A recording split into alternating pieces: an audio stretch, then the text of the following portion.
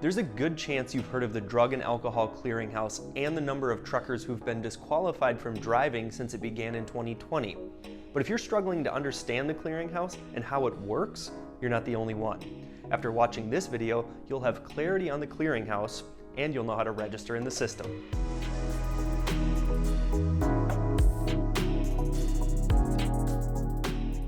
Hi, my name is Kelly Bloom and I'm the Compliance Manager here at ATS. One of my responsibilities is to work with drug and alcohol testing and the Drug and Alcohol Clearinghouse and make sure that we remain within regulation at all times. The Drug and Alcohol Clearinghouse began on January 6, 2020.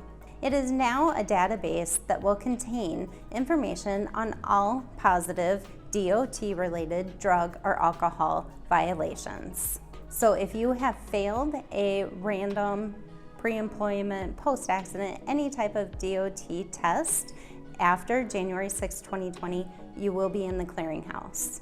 If you have not done any of those items, your name will not be in the Clearinghouse. So how do carriers use the Drug and Alcohol Clearinghouse? First of all, we are required to do a full query, is what they call it, on every driver prior to hire or lease. If you are coming into a carrier, you obviously have to take a pre-employment drug test, but we also are required to query that Clearinghouse to look for any violations that you've had in the past. As a note, some carriers will accept past failed tests, while some carriers will not.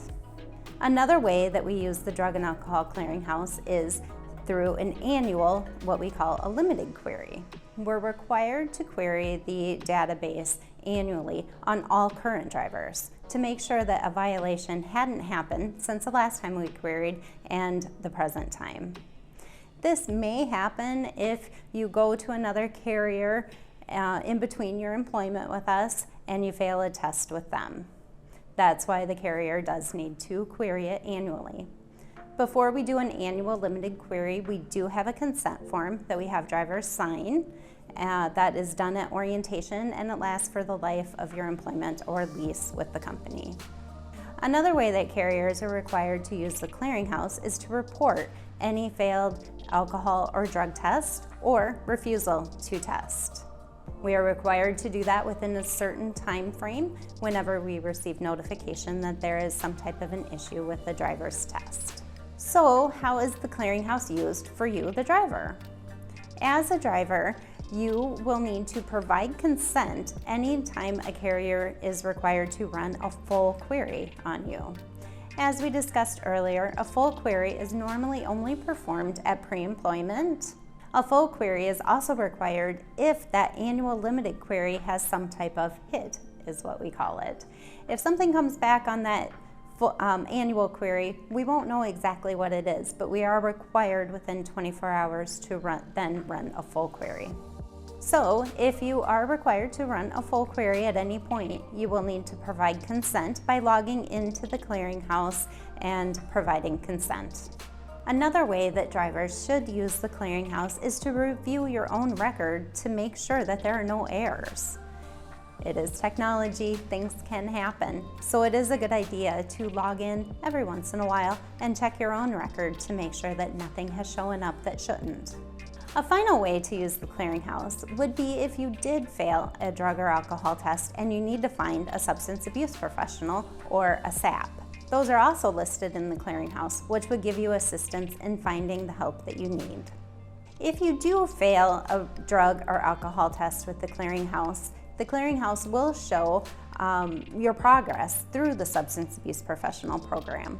You'll be able to see that you start as a red light and move up to a yellow light, and then eventually you get the green light, which means that you have completed all items that were required for the program and have taken your return to duty test and are able to drive again.